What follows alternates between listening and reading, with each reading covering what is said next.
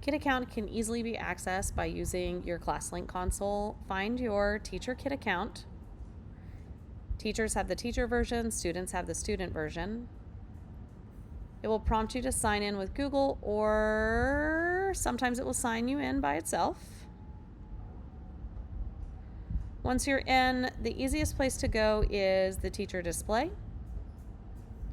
From here, you can choose My Class. Inside your classroom, this is where students will show up who have requested a hall pass. If you choose to use a single Chromebook as a kiosk at the front of the classroom, you can generate a kiosk code. If you need to schedule passes, so if you tell a student, hey, wait 10 minutes, you can schedule that pass, start the pass in 10 minutes, and then be good to go.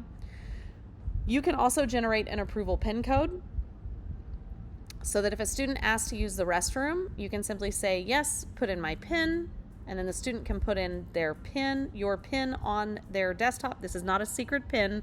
This is exactly what this is for. So you create a PIN, the student enters the PIN, and then it starts a clock on their screen of how long they have been gone.